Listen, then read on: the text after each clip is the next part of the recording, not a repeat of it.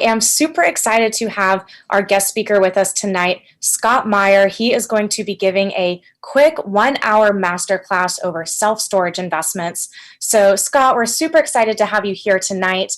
But before we get into the main presentation, I do just have a couple of quick slides that I want to go through with you guys, kind of as we let people get signed on here in the first couple of minutes, but also just to kind of keep you guys updated with what we have going on at Quest and how we can be of value to you. Now, I know we get a lot of repeat attendees that join us for these webinars, but we also get a lot of new people that are joining us every week. So if it's your first time joining us, first of all, welcome. We're super excited to have you here. Be sure to let us know in the chat where you're watching from. We always kind of like to see where you guys are all watching from pretty much all across the US. And for those of you guys who don't know me, my name is Haley Gant. I am one of our IRA specialists here at Quest, and I work very closely with the rest of our marketing team to help to put on all of these educational events for you guys, bringing in different speakers, keeping our education relevant and valuable to you guys, no matter what types of investments you might be doing. So we love hosting these events. If you want to rewatch tonight's webinar, as well as any other webinar that we host, you can find all of that on our YouTube channel. So on our YouTube, we pre-record a lot of classes every single week, but we also have all of these classes and webinars. The full recording is saved on our YouTube channel as well. So just a little quick commercial about Quest. We are a self-directed IRA custodian. We're based out of Houston, Texas, and we have remote offices in both Dallas and Austin, a little bit smaller offices, but we do have fully functional staffs in both of those cities. But we do have clients all across the US. We have about 20,000 clients nationwide, and we hold about $2 billion in assets under management. Now, what makes us different from other IRA custodians is all of that $2 billion in assets under management is privately held assets that our clients choose and self-direct in their IRA accounts. So at Quest, we do not hold anything publicly traded, stocks, mutual funds, all of these kind of normal investments that you might find at, with your financial advisor or Fidelity, those kind of normal custodians. At Quest, we are very passionate about teaching investors about all of their options that they actually have to invest in with their retirement account. And not only that, but how you can passively invest your IRA into notes, private placements, real estate, and also how you can use other people's IRAs as private funding sources for your deals today. So this is just kind of scratching the surface of the different education that we offer. Again, we really like to teach you guys about all of these different options and help you feel confident as you are moving into the world of self-directed IRAs. But very, very important, please keep in mind that at Quest, we do not give tax, legal, or investment advice. We provide a lot of education. We bring in a lot of different guest speakers that speak over a lot of different topics, but Quest is always neutral in the transaction. It is so important that you make sure that you are taking the time to do the due diligence on the people that you are working with and that you are using professionals to structure your deals properly.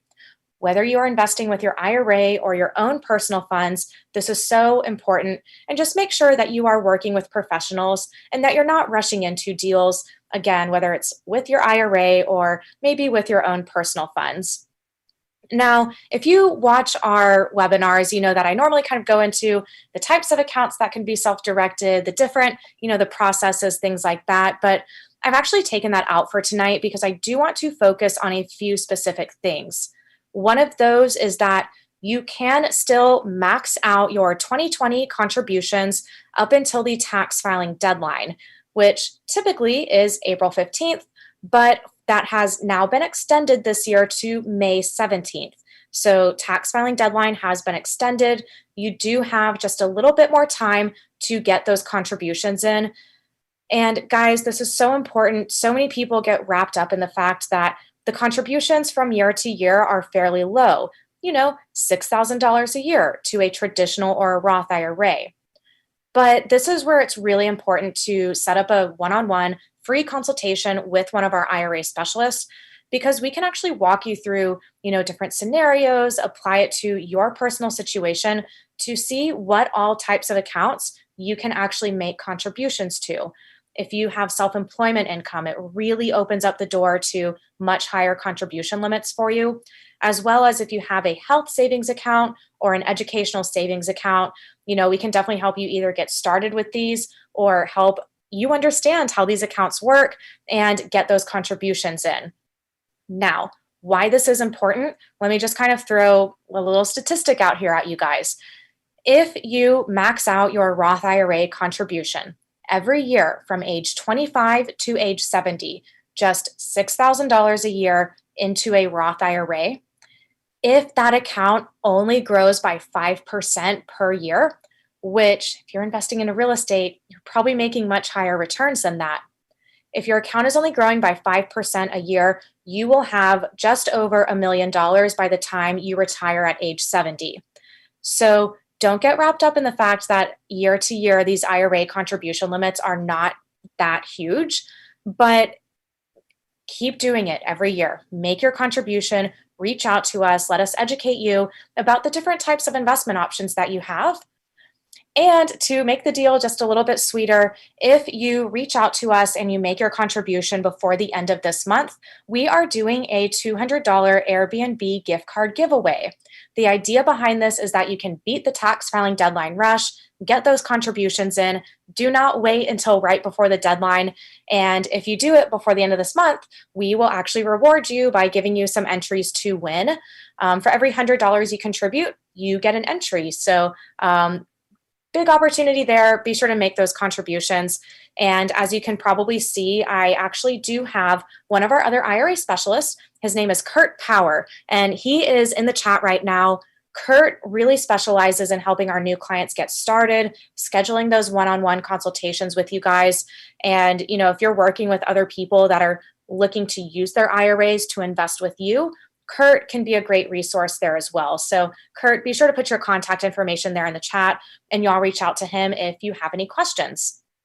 Now, kind of switching gears for a second, we do have a lot of education that we offer. As I was mentioning in the beginning, this is just one of many classes that we host. I would encourage you guys to head on over to our website. If you go to just questtrust.com, you can see all of our events. You can register for them right there. And be sure to join us for our virtual networking happy hours. They're twice a month, they're through Zoom, and you can network with about 50 other investors from across the US in under 2 hours. It's a really cool setup. It's built up a really nice little community there. So be sure to check out our website, and we have all of our events there. Now, my most important announcement that I have for here tonight is that we have a really awesome deal going on this week. So Think Realty, our good friends over at Think Realty, they do a lot of real estate education. There's a lot of synergy, between Quest and Think Realty, because our first priority is to educate investors out there and to have real estate education be accessible and available to anyone who might be looking for it.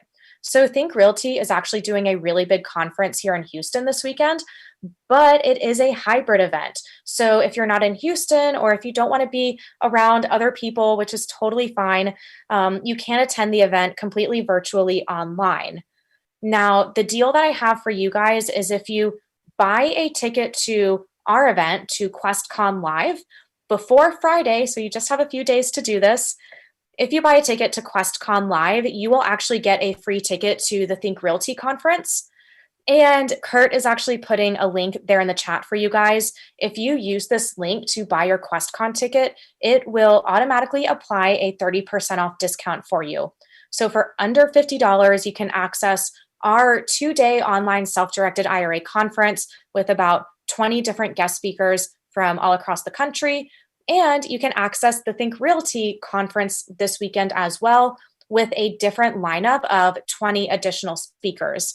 So that's a really good deal. Guys, be sure to buy your QuestCon ticket. I will let you know the link that Kurt is putting in the chat does directly have my tracking link in there. So be sure to use it. You get a discount. It makes me look good. And, I'm happy to provide these discounts and help to link up with other groups so we can provide you deals like this.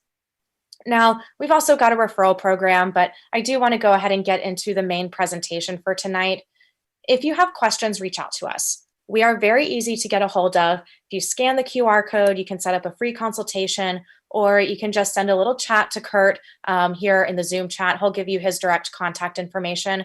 But give us a call, live chat us through our website. You can talk to an IRA specialist at any time during our business hours, and we are happy to help no matter what step of the process you might be in, whether this is your first real estate event or whether you've already identified a deal that you would like to invest in with your IRA.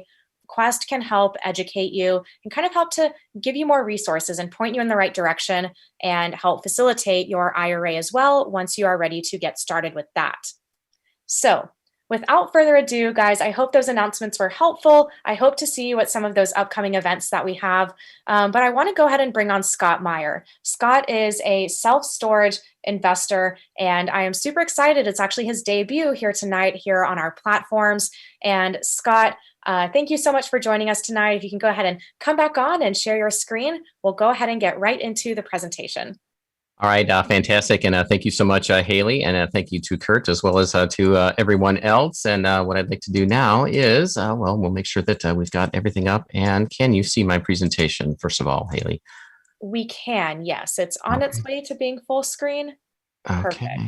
All right. Well, welcome, everyone. And thankful to be here and to talk about my favorite topic, which is self-storage, and why it is we feel, the best asset classes in all of real estate, and why it is recession resistant, and how you can also take advantage of the incredible investment that self-storage is right now. And so once again, thankful to be here. And what I'd like to do is go through not a background in my story and how we got to the place where we are, but really focusing just on self-storage and how it has done so well during this recession and also during the pandemic. And so, if we look, I got involved in self-storage back in 2005. And so I've been through 2 recessions.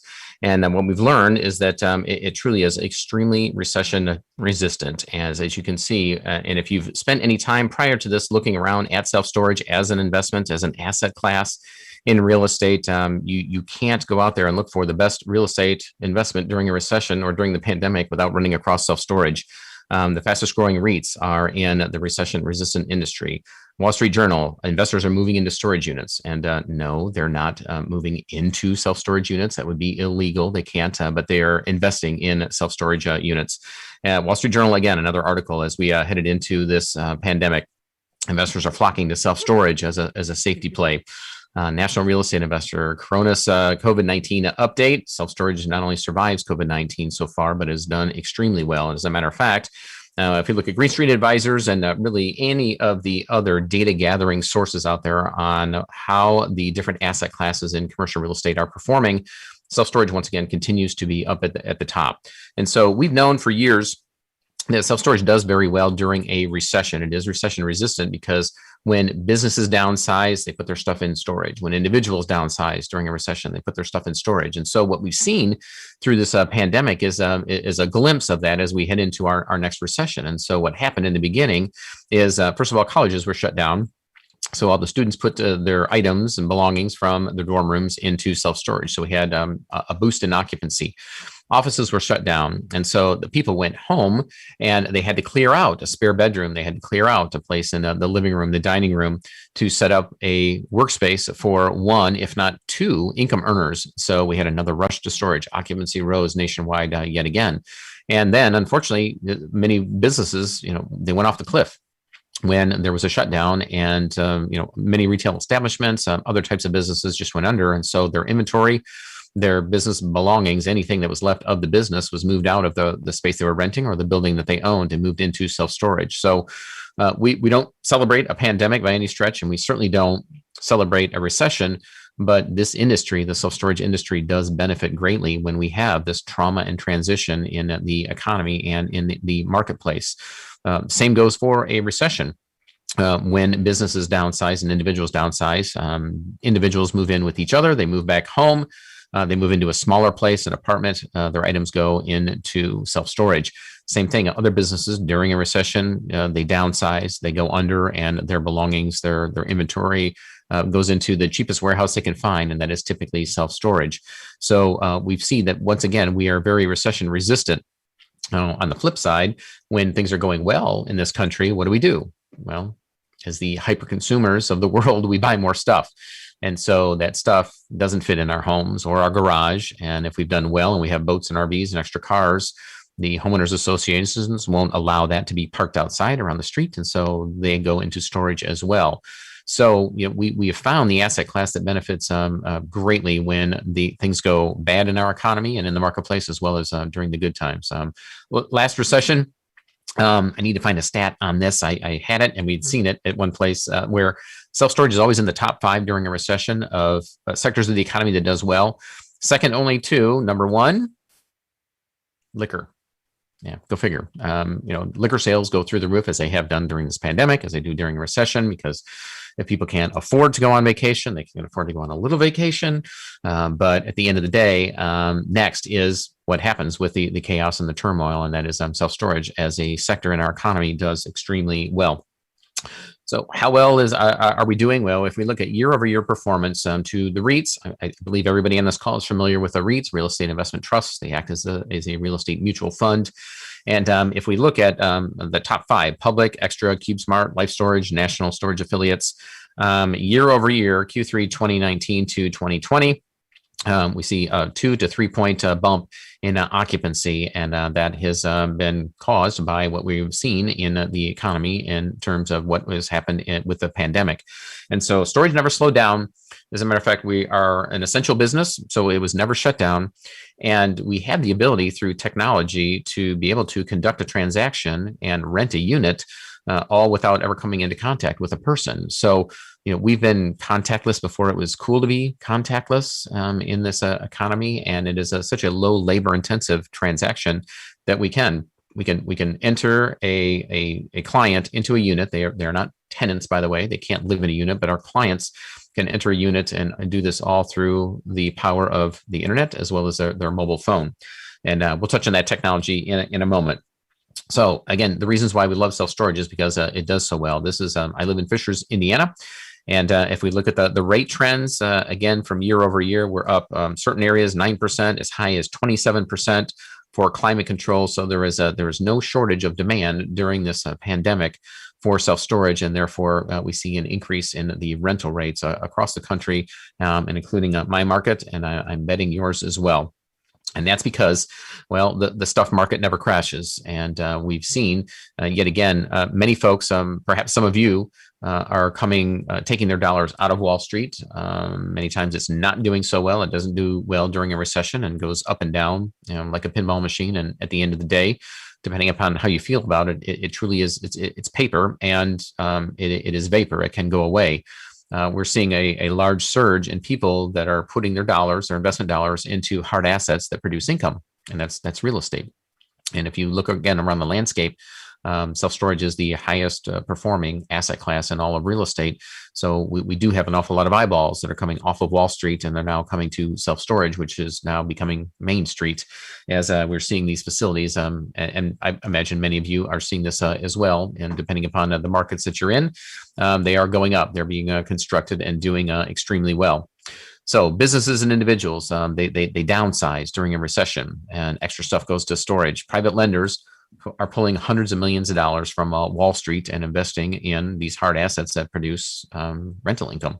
Sellers are grabbing cash by selling their properties. These sellers that the mom and pops that have held on for a long time, a little nervous about the past election, still nervous about the pandemic, don't know what's going to happen with inflation or interest rates or the next recession. And so now we're seeing a lot of these mom and pop owners coming to the market with their facilities and selling. And so what that means is that that's an incredible opportunity for us, because it is an essential business and it consistently outpaces all other asset classes. So, for us and anybody that is coming along to do the things that you're doing right now, which is take some time out, and we're gonna be on here for about maybe 40 minutes or so, where I'll be talking and teaching about the business, and then give plenty of time for you to ask any questions about the industry and anything else that's on your mind about self-storage as well.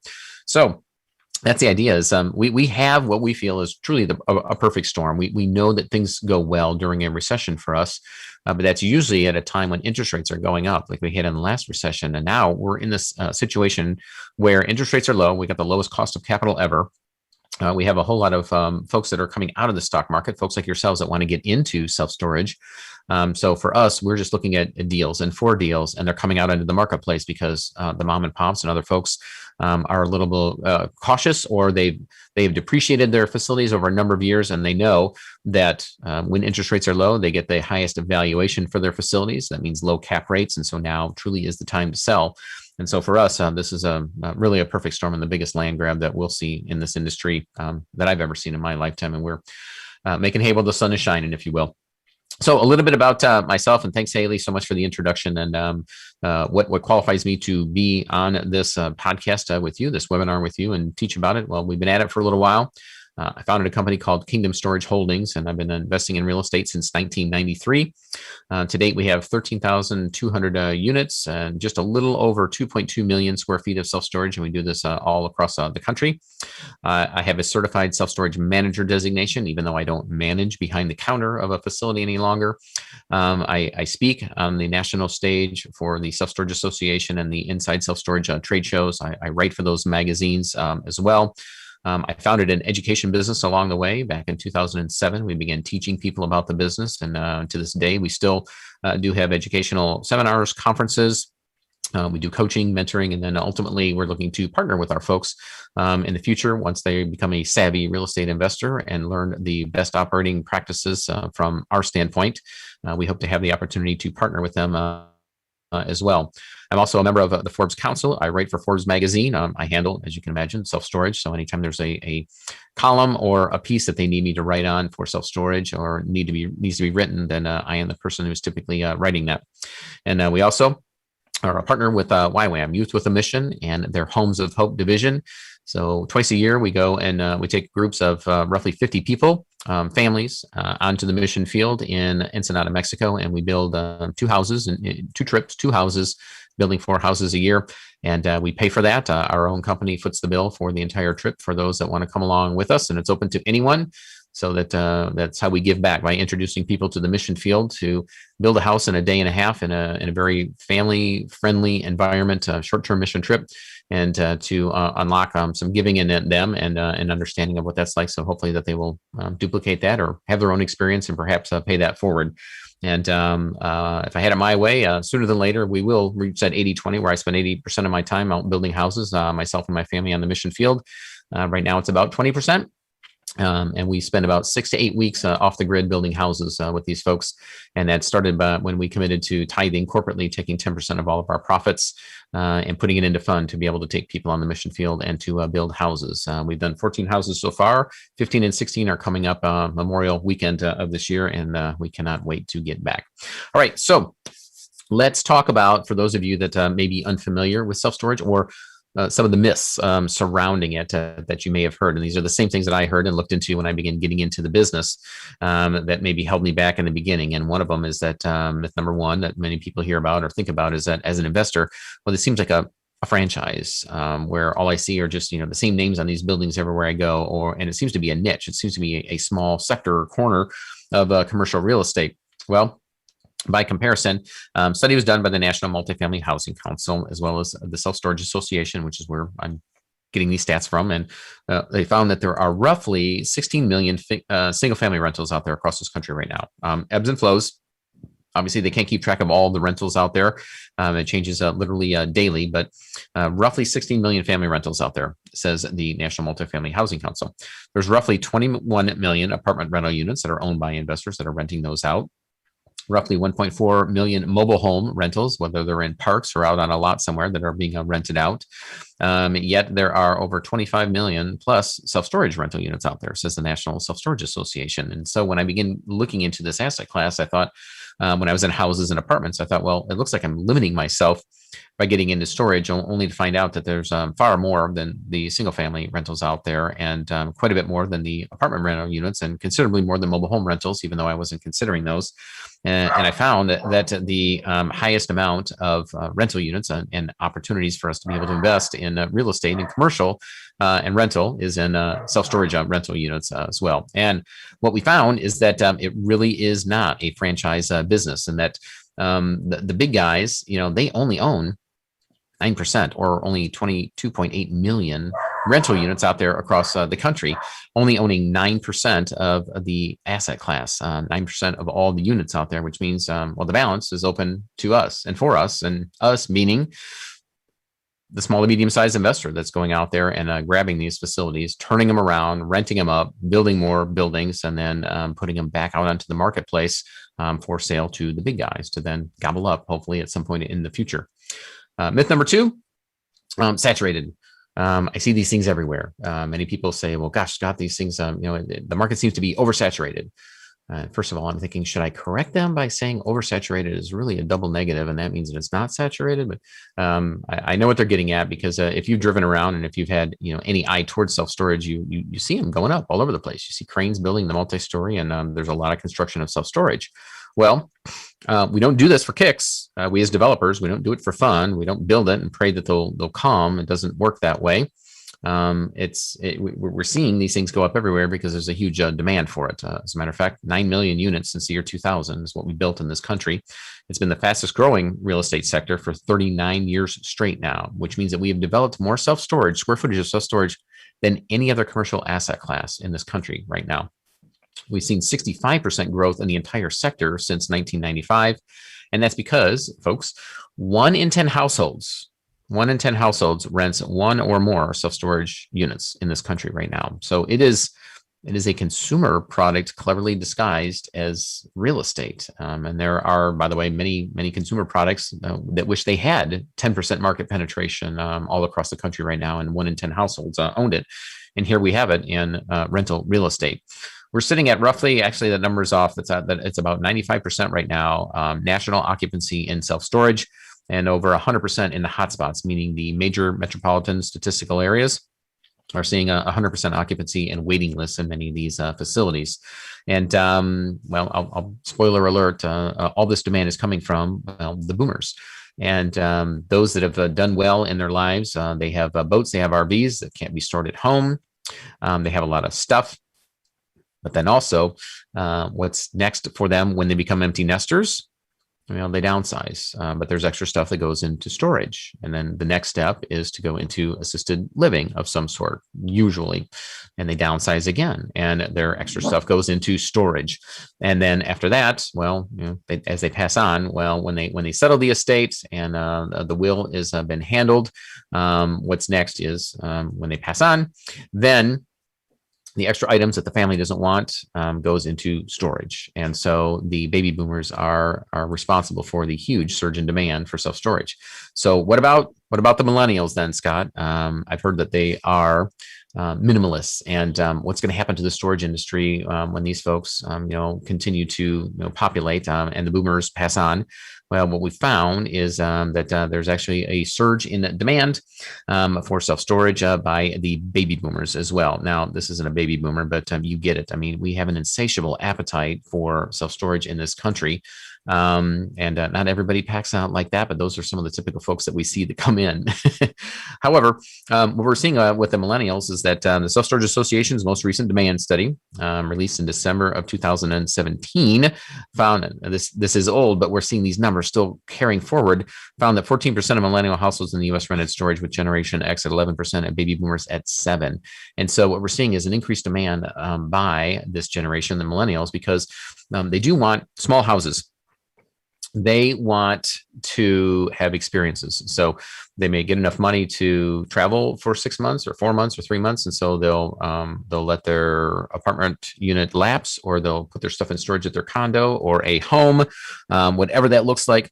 And they go off and have their adventure. And then when they are at home and they're back from their adventure usually involves camping equipment, kayaks, canoes, mountain bikes, you name it, skis, and all that goes into storage. And so rest assured, have no fear, folks. The millennials are bolstering at double the pace of the boomers, the demand for storage in this country.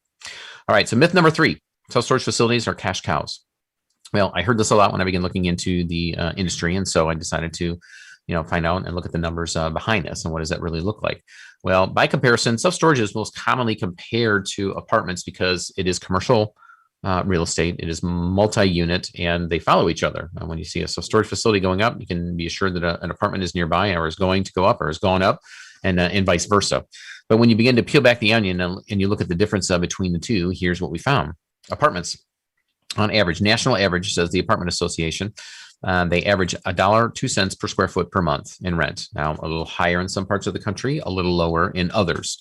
Self-storage gets roughly $1.12 per square foot per month in rent across this country. A little higher in some parts of the country, a little lower in others.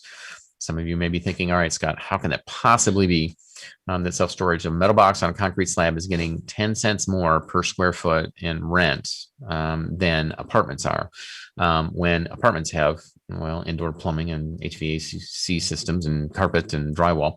Well, for the same reason that bars do so well. Not to carry on the liquor theme again, but you very rarely see bars go under because they buy it by the gallon and they sell it by the shot. And if you were ever to do the math of how much you paid for an ounce or a shot and added that up and poured that into, a 750 milliliter or a half gallon, you realize that there's a lot of money you paid for that. Well, in self-storage, we build it by the gallon. We build a big old building and we chop it up and we lease it by the shot. We lease it by the unit. And anytime you take anything and you sell a smaller amount of it, take a cupcake or a donut, whatever that looks like, you're always going to be pay more than if you were to buy a dozen of those.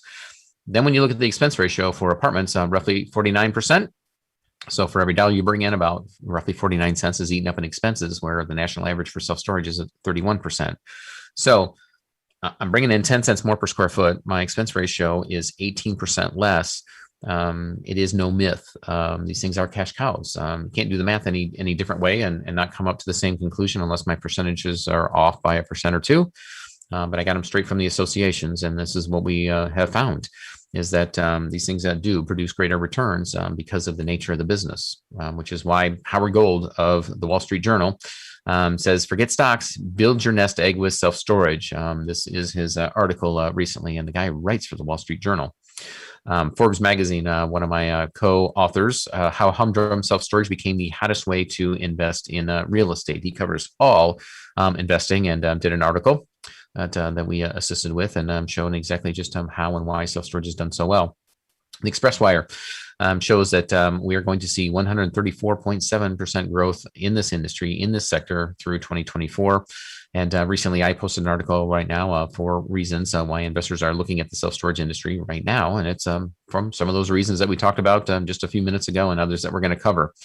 And another benefit and reason for those of us that are active in the business and are out seeking funding for these is that self-storage has the lowest loss rate and the lowest default rate compared to all other real estate asset classes. And so if a lender, first of all, the lender's primary goal when they are putting a loan out there is that they want to get their money back.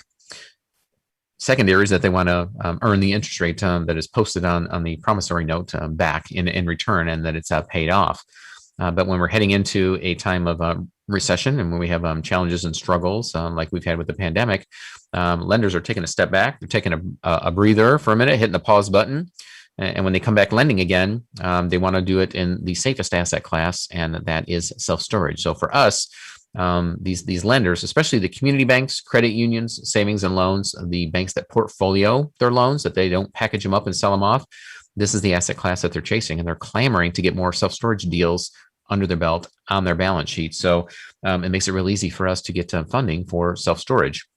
Also, layer on top of that, we are syndicators, and we syndicate individual entity LLCs, and we raise capital, and we layer that on top of these loans, whether it be an SBA loan or these loans from the community banks and credit unions.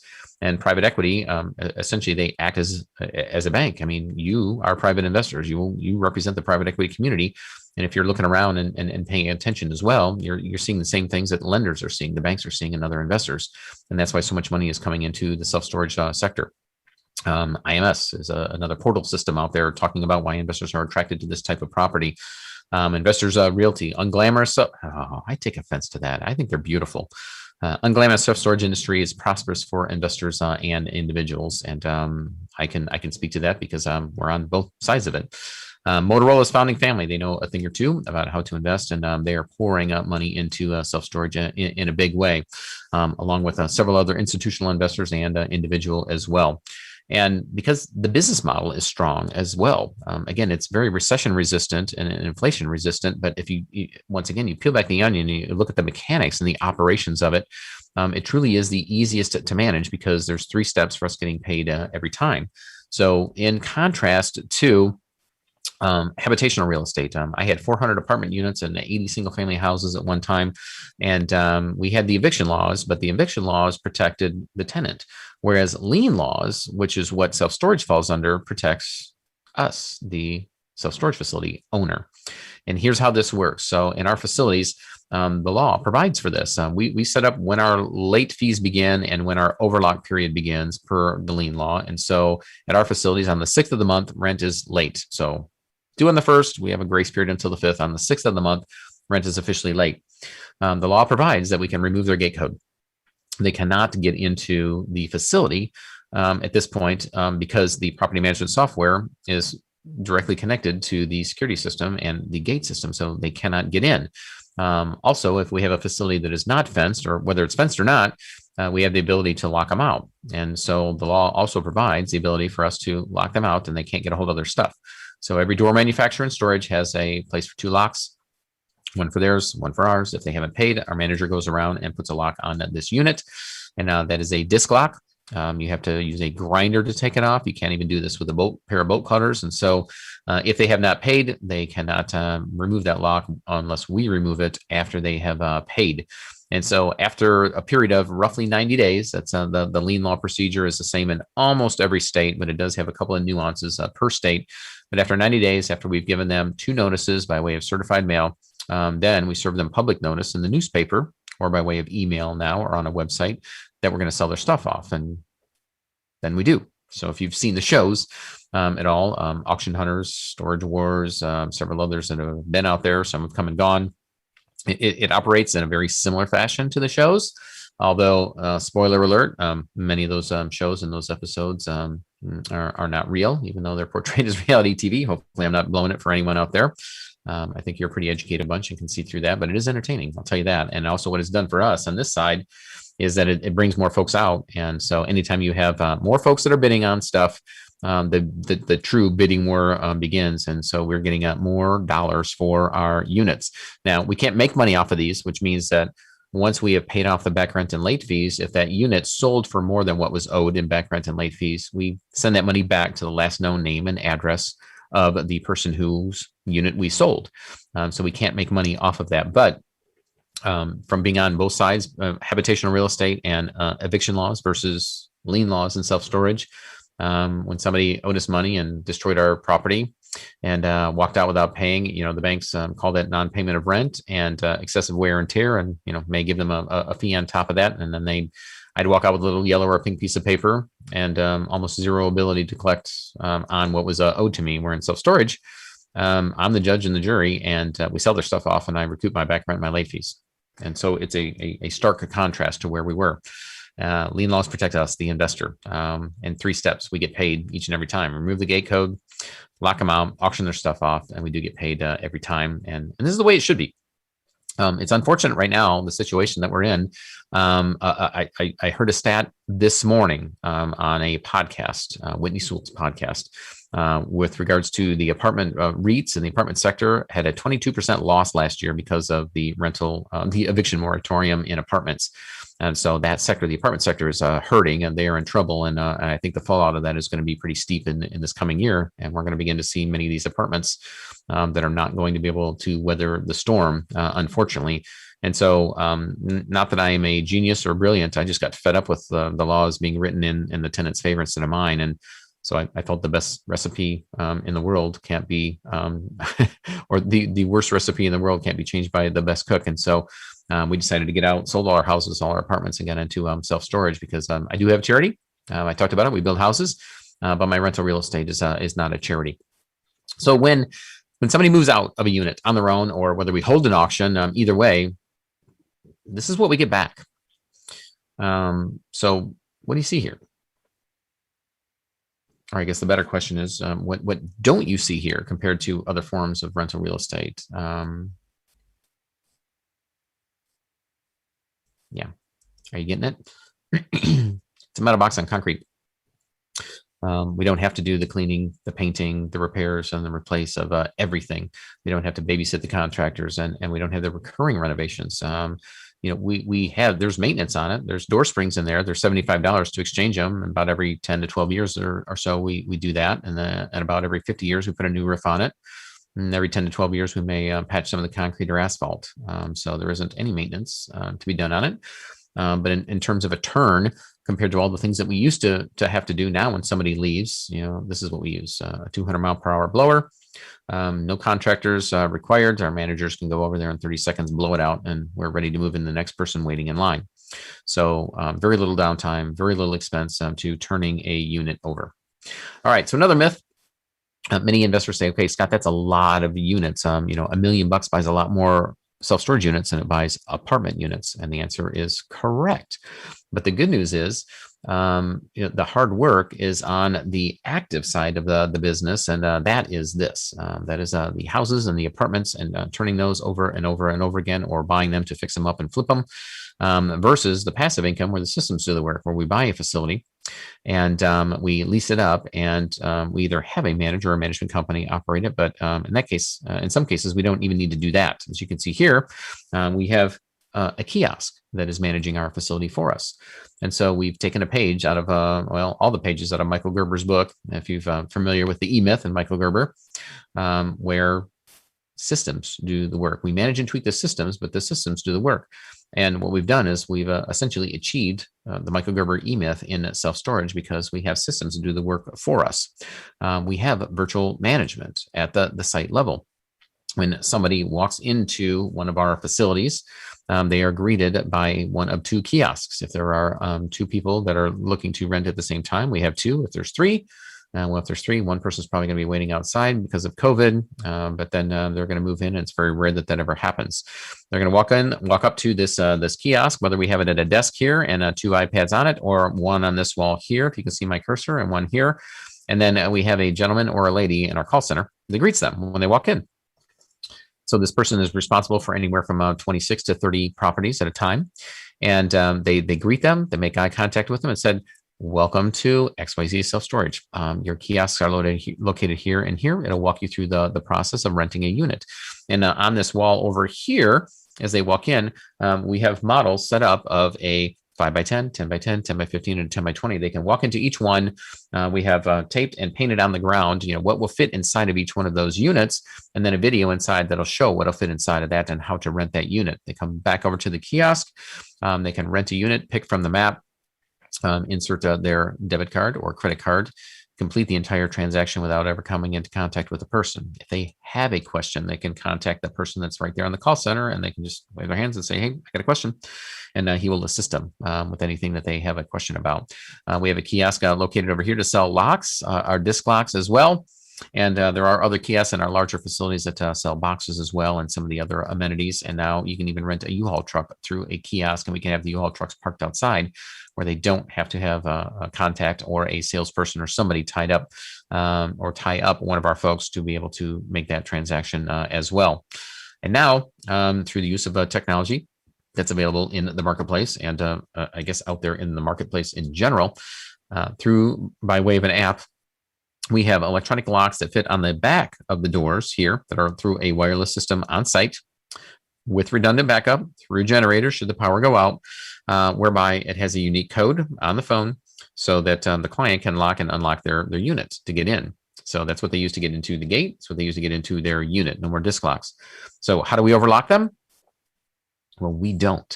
The property management software recognizes it's the 6th of the month at 12:01 a.m. And if they haven't paid, it automatically locks them out. Now, in the old days, before this, they would have to pay the manager or pay the system, pay the kiosk and then have somebody go out and take that red lock off. So this is equally as great a benefit for us in that we don't have to have a person on site unlocking units any longer. So when they pay, it opens up and they get access. If they don't pay, they don't get access. And if they never pay after 90 days, then we get to auction their unit off and we can unlock and get into that unit. We don't have to grind a lock off or take any other locks off because it's all done electronically. Our websites are mobile ready. They are responsive. They respond to whatever device that someone is using, whether it be a desktop, laptop, iPad, or their iPhone, or any other phone for that matter. And The only thing that they don't get is a lock dispersed, obviously, and a paper receipt. But the entire transaction is no different than renting a movie on Redbox or buying something from Amazon. Same procedure, and allows them to do this again, touchless. We don't have to have somebody sitting behind the desk at our website. At our facility at the site level, when all of this can be done via the website or by way of a mobile application. So many people like to give us credit for this. I didn't build this. We've just utilized what works at each and every one of our facilities and taken advantage of the opportunities that exist in the marketplace, utilizing technology, because our highest line item expense is payroll. So to the extent that we can reduce that, and we're not trying to eliminate jobs, but to the extent that we can reduce that and create greater returns for our investors, then we will utilize the technology that is out there to be able to manage our facilities. And everything goes through by way of all of these items, and the way that we manage our facility is now through the cloud. So everybody knows what the cloud is, right? Yeah. Okay. Doesn't matter. It'll go through the internet, and it works well. Okay. So for those of you that are on the active side, you may be saying, okay, well, how would I get into this business when it is, I see lots of commas and zeros, commercial real estate is expensive. And I would say au contraire, because you can get into you can get into self-storage for, in many cases, less than the cost of a single family home. By buying 19 units for $79,900, and as well as others. We buy several commercial pieces of real estate in self-storage for less than $100,000. So I can go through plenty of those other exercises as well, but wanted to finish this portion before we head into our question and answer session by just letting you recognize that, or at least prompting you to continue, if you haven't already, to take a look into self-storage. But we teach people how to do this on an active basis. And I'm constantly reminding those folks, or encouraging them, that I feel that every active investor should have at least one self-storage facility in their portfolio that produces cash flow with very little work. Now it's a business, it's not a hobby. I don't sell books or, show hammocks and palm trees and, mailbox money for investors. I mean, you have to work the four corners of your business, because it is a business. But at the end of the day, this is the recession-proof sector that operates very well. And I feel that everybody should have at least one facility in their portfolio, and then they can decide to do what they want to do with the rest of their time now that their needs are met. So the 10 reasons why I feel that self-storage is the best play is, first of all, number one, more opportunity. There's over 25 plus million units across the country, as we mentioned. Has the highest demand and growth sector. It's the easiest to fund. The banks, the SBA, the private sector is pouring money into this sector. So we just need to go out and find those opportunities, and then partner up with folks that have the money. It's the easiest to manage by using the kiosks and massive passive income within the facilities, because we can add these different profit centers. We've identified over 40 different profit centers that we can add to self-storage facilities, like renter's insurance, like offering locks, boxes, and moving supplies to continue to increase the income and the value of our facilities. It is very recession resistant and inflation resistant. And for somebody coming out of the tenant and toilet world, no tenants, no toilets, no trash. That rounds out my top 10 reasons why we feel that self-storage is the best play. And so we've been doing this since 2005. We've been syndicating projects. We own a number of these facilities outright on our own, in partnerships, joint ventures. And we've become very good as an owner operator and syndicator of these projects, and always looking for good folks, good operators to be able to syndicate and do deals with, as well as on our own. Recently opened a STOREEASE facility in Fultondale, Alabama. Opened up in November of 2020, 700 units. We are already at 34% occupancy, where normally it takes 18 months to be able to lease these projects up.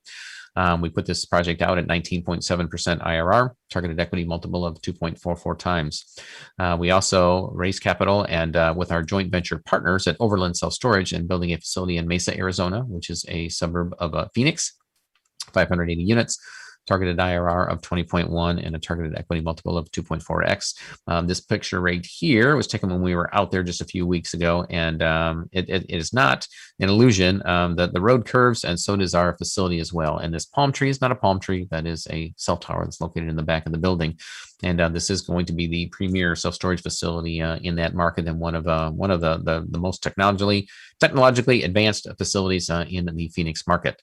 And speaking of which, this is the most technologically advanced facility in all of Minnesota. We opened the Ramsey Storage Center with a Store Local as the management through our co-op This facility has absolutely every single bell and whistle in terms of access by way of key fobs getting into the units, key fobs to get into the drive-in area of the facility where people can actually drive their cars into the facility. Because if you haven't noticed, it gets a little cold in Minneapolis in the winter, -25 to be exact, a few weeks ago. And this has all the amenities by way of our elevators, the access, the lounge that we have in here. It rivals the best Mercedes-Benz dealership in it. And it's a facility that is now the showcase for Store Local Co-op, who are partners we partner with. 900 units, open May of 2020, targeted IRR on that project, 21.3%. And a targeted equity multiple of a 2.99x for our investors. Coming online in 2 weeks, our Denver, Englewood, to be specific, Colorado facility, 73,600 square foot. This facility also unique in that it has a bridge, and what we've been told by our architect, that this is the first and the only self-storage facility in the world that has a bridge that connects the two buildings. So I don't know how impressive that is. He was very impressed with that. I don't know that it rents more units for us, but there we have it. Nobody can take it away from us. 649 units, targeted IRR 15%, targeted equity multiple of 1.4x multiple on that project. Our Brandon, Florida, just outside of the Tampa market. Multi-story climate control, opened December of 2019, 685 units. We are now approaching 30% occupancy on that, leasing up way ahead of schedule in a very fast-growing market. COVID was very good to the Florida market. Many folks moving to Texas and Florida. This market is as well. And when people are, we're in the trauma and transition business. And when there's trauma in people's lives, they need storage. When there's transition and they're moving, they need storage. And we've been leasing at a very fast clip to the tune of 50 units a month, which is almost unheard of. Our targeted IRR is 23.7%. We feel that we're going to beat that. Targeted equity multiple 2.9x on that facility. Just an absolute beautiful facility. We also do Class B type facilities, and we do capital raises where the little shorter time frames. 417 unit development project in Washington State with my good friend and partner. Targeted IRR 19%, targeted equity multiple of 2.09 times return. We convert industrial buildings as well, like this project in Orlando. Opened in July of 2020, 813 units, targeted equity multiple, or excuse me, targeted IRR of 20%, targeted equity multiple 2.3 times. And that one also in a very high growth area, leasing up very nicely. So without going through all of our projects, we have several that aren't listed here, but we've been doing this. I only show this to show you that we've been doing this for a little while. We've both bought and exited. We know how to create value. We know how to partner on these projects. And again, we are looking forward to 2021 is going to be an incredible year. And so we'd love to have any of you that are interested in learning more about this to come alongside of us, whether it be on the education side or investing side, because you're in good company. All the cool kids are doing it. Warren Buffett just announced that they are entering into self-storage in a very large way. Last year, and Bill Gates doing the exact same thing. Blackstone recently purchased, made a $1.6 billion purchase.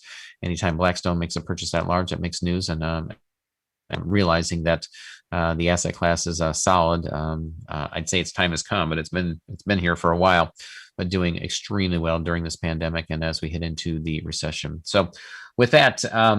Haley, I'll leave this up here and then let you. Do you want to read questions or unmute folks? How would you like to handle the Q&A here? Oh, no, we will definitely keep them muted. Okay. No, but first of all, Scott, great presentation. I'll go ahead and kind of read out the questions. Mm-hmm. It looks like we've gotten a lot here, and I've actually written down a few myself as well. Okay. So yeah, guys, great questions coming in. If you have questions, be sure to send them to the Q&A box. Eric wants to know, is the full automation software an outright purchase or is it a subscription model? Great question. Full outright purchase. There's a system out there called NoKey, N-O-K-E, meaning no key. It's put out by Janus, and it's really an application in the platform that we purchase. All in, it's about $200 a door. Not all of our facilities do we see the ROI on that. It depends upon the size and whether we get economies of scale and the rental rates in the market. So ultimately, it is really it's really cool. But we can't tie it directly back to an ROI right now. It may, as the cost comes down a little bit more, and in an exit strategy, the ultimate REIT and the buyer on the back end is going to like that. But in the 5 years that we own it, it's kind of hard to capitalize it right now. So we have that, and 4 of our facilities right now of our 40.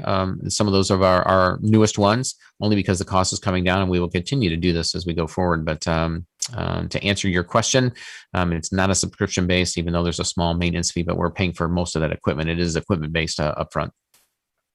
Nice. That's super interesting because that's actually one of the questions that I had as well. Mm-hmm. If someone's looking to get into this business and, obviously there's a lot of technology out there, Mm-hmm. where does someone start with finding these types of tools? Is there something that maybe helped you? Like, I know you mentioned the no key. What Mm-hmm. advice would you have for someone who's looking to add that type of technology to their investment?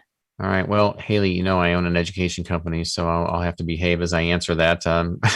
So when I got started, there wasn't an education company. There weren't consultants. There were a few consultants that would teach about the operations side, but there weren't many to teach people how to invest in the business. And we were basically, our company was the pioneers of that. Outside of that, go to the trade shows, go to the Self-Storage Association, Inside Self-Storage, get their magazines, visit the trade shows, talk to the investors out there. There are consultants that help. Again, our company educates people. We teach people all of this, front to back, soup to nuts. But the best place to do it is to, you can go stop into a facility and kind of look to see and get an understanding of what this looks like. Anytime you can walk into a facility and see what it looks like. If you really want to know what it's like, and rent a small unit there. But at the end of the day, there is a lot of information out there that so you can kind of get an understanding. But then when it comes down to, will this technology pay off? Will we get the ROI? Will it work in this facility, in this market, in this demographic, at these rental rates? Maybe, maybe not. We found when we purchased facilities a little further out in the rural areas, some of these folks ain't going to put no money in no dang machine. They want to walk in, talk to Carol behind the desk, hand her a check or cash, get a receipt, and then chit chat about local politics and gossip. That's just the way some people operate. And so if you're in some of those markets, the technology is not going to pay off, and you may be taking it out and selling it, and then just going back to hiring somebody part-time on site. So it all depends. Most of these answers that I will give to these questions could be, it depends, because it does on these markets, the facilities, and what it looks like in development. Awesome. Great answer. Great information. And, we have a lot of questions here, but I do want to go ahead and touch on the education that you offer. I personally don't know much about it, but, we love to, help point people in the right direction when it comes to education, let them know about what's out there. Obviously, we don't want you pitching any potential investments on here, but spend a minute. Tell us about what type of education you offer, because there's a lot of people that are out there and, that are probably watching this looking to get into more education specifically over self-storage. So first place to start is our website, selfstorageinvesting.com. It's on the screen here. A number of free resources and tools, resources to, kind of get your feet wet and, look at the stats, look at the opportunity that exists out there. We have a YouTube channel and I have a podcast. And so there's a lot of information that we provide out there, really to help the community, not to make mistakes. And also, as we educate the community, it just makes it really easier for us. Instead of the newbies going out and bidding properties up, not knowing what they're doing and making it difficult for the rest of us, our approach is really to give away as much information as possible to make it, help these folks to not get in trouble and not to make it more difficult for the rest of us. So that's where it starts. Now, once you get into the website, we have software to learn how to underwrite the facilities. And then we have a home study system that is all virtual, all delivered by way of video. It's essentially our business plan, our playbook that we've used since 2005 in video format for you to just follow through step by step on how to identify existing properties to buy and also how to develop facilities as well if you want to take it to the next level. And then we also have a mastermind. We have, the self-storage mastermind in the country, where the A players in the industry, if there's any of you out there right now that are interested in hanging out with other A players, we trade deals, we share equity partners, and your company, Haley, gets talked about an awful lot because you are held in high regard with regards to our investors that we syndicate with for the ease of use and the ease of moving money in and out of our syndications as well. So we talk about all forms of matching the money up with our projects within that mastermind. So I'll stop there. A lot of free information. So go ahead over to selfstorageinvesting.com. Hey, and I love it because, we're exactly on the same page. As you guys know, we host so many events each year. We want to educate, and we like to bring out people like you, Scott, who also enjoy educating, about similar things as well. So that's awesome. let's get back to the attendee questions. Mhm. In general terms, what is the minimum square footage or number of units that you would need in order to be profitable? Great Mm. question. Okay, so as I said, the answer is it depends. So, and that there's a couple ways of answering that. You to be profitable. Well, I know a lot of folks that lost money on a 500 unit facility, and I know a lot of money that lost folks that lost money on a 10 unit facility. So, I'll answer this a little different way in that, and you may have heard this before, in that if you can buy a bigger facility, if you can buy a bigger apartment complex, a bigger mobile home park, it actually is easier because you can get better funding. You can get economies of scale with management or a management company in there to manage it for you, so that you're not stuck doing it, or hiring, somebody that you really can't afford, and you can't afford a manager, so you're trying to get by with the least payroll as possible, amount of payroll as possible, and that's really a recipe for disaster. So you can make mistakes by the decisions you make in both ends. I would say for us in the storage business, we like to be in that 30,000 square foot, which means about 200, 225, 250 units. And at that level, typically, depending upon the rental rates in the market, it's generating enough revenue to be able to afford to have a property manager or a property management company. Property management companies, $2,000 a month is their minimum, or 5% of the revenue. If you get a 10 unit facility, you're going to be paying out the nose at $2,000 a month, and you'll never get to that place where 5% of the revenue covers it. So once you get up to that level, then you can pay for that management. It's built into your underwriting. The appraisers will build it in, and so will the lenders. And so the management is taken care of.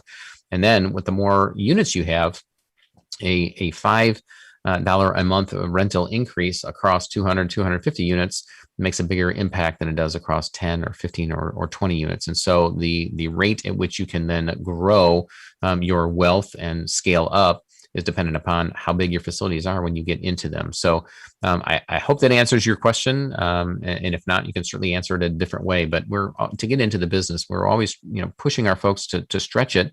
It takes as much due diligence and time and effort to raise capital and get a loan for a 500 unit facility as it does for a 10 unit, but it's a whole heck of a lot riskier and more difficult to manage a 10 unit than it is a 500 unit, if that makes sense. Mm-hmm. Oh, yes, that makes perfect sense. And great answer there. This is another good question. Mm-hmm. Is it cheaper to build from the ground up or purchase an existing facility? Mm-hmm. Well, it also depends. So per square foot, typically, all things being equal, you're building a building, and so per square foot basis, if it doesn't have an income stream on it, you're just paying for the building. Versus if you're buying an existing facility that is a business and is generating cash flow, while you're buying the building and you're buying an income stream. Now, we like to buy value add. We only buy value add facilities, which means value add for us means on the development side, we start with a piece of dirt, 5 acres of dirt, and then we build a building, and then we put an income stream on it. Or we buy an industrial building or an old Walmart or an old grocery store, and then we convert it and put an income stream on it with storage. Versus an existing facility that has an income stream on it, it's easier, first of all, to get funding, especially for first-time folks. And if it's only 40, 50% occupied and they haven't raised rates in 10 years and they don't have a website, we can affect change on that, and we'll buy it at a discount. And in many cases, an older depreciated facility that's not operating well, we're buying it based upon the value, based upon an NOI and a cap rate. We can buy an existing facility for less than the cost of building one. And then putting an income stream on it. So when I say it depends, that's how we're looking at it. Getting into the business, always look for value add existing self-storage facilities. It's easier to affect change and easier to do it right away and make an impact. Making the bigger dollars, but waiting 5 years to do so, start with a piece of dirt or a building and convert it, then put an income stream on it, and then sell it off to one of the bigger players. Mm-hmm. Awesome. And that kind of brings me right into my next question. Mm-hmm. What is the typical hold period before you may sell off one of these assets? Mm-hmm. So, that varies, Haley, and to the person who asked that question, that most of our projects, all but one in about the past 3 years, are syndicated. And so in order for our investors to get our returns, there's a bigger pot of money at the end if we sell it versus refinancing it and keeping it. And so in order to get those returns that I showed you in these slides and the projects we work on, the capital event is a sale. And so depending on how long it takes to turn around a property, we may sell in 3 to 4 years if it's a development project. 5 years, a conversion may fall in that 4-year range before it's stabilized at 85 to 90% occupancy, and our concessions are burned off, and then we're able to get the highest valuation and therefore the highest dollar at a sale. So we do keep projects and properties as well. But we're also of the mindset, we've got a team that's very good at what we do, sourcing deals, putting the capital stack together and exiting and making a profit. And so we just continue to, recycle that money and rinse and repeat. We are keeping some, we've held on to very few, but in my own portfolio, it's the same thing. Why not redeploy that capital? Because we know how to do it in another 5 years, have a bigger pot of money than if we just held on to it and had, modest rate increases over the years. And as the depreciation burns off, it's just not as good of an investment any longer. So, that's a long-winded answer to that question, and it does depend, and it depends on your capital stack, and do you have to exit to pay off some your equity partners? And if you're going to keep it, if you're fine with the cash flow and having your money and your equity tied up in it, or if you'd rather double down, then that decision is really up to you, and there's no right or wrong answer. It's different for everyone. Mm-hmm. Yes, and I love the long-winded answers. I love the answers that really fully explain it, so that great information there. We'll do just a few more questions here. We've got a lot pouring in, but I'm definitely trying to cover the ones that are, kind of general that, we can offer some information on. I will let you guys know if you have a very specific question about investing or linking up, things like that, be sure to reach out to Scott directly and kind of continue the conversation after this presentation. But we'll do just a couple more questions here. I do like this one. Yolanda wants to know, how do we syndicate on self-storage? What is typically required as the down payment? Okay, so Yolanda, you are a syndicator and you're asking how to do this. I'm assuming, is that fair enough to ask, Haley? Yes, okay. Looking to syndicate. So typically our capital stack starts with, we're layering the equity, the private equity, and syndicating and bringing those dollars in on top of usually an SBA loan.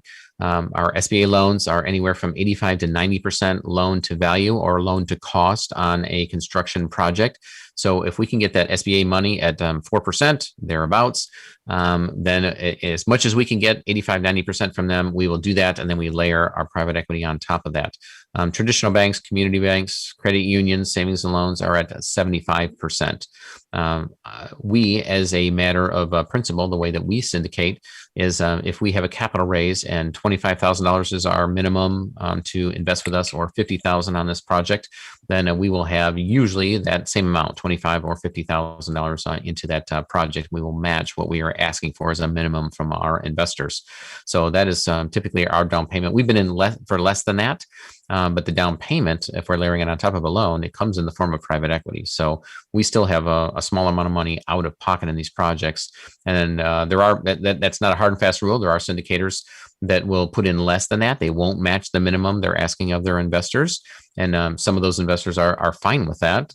If you have 10,000 in or 15, you've probably got a lot of hours and work that you've traded for that. And some folks are okay with that.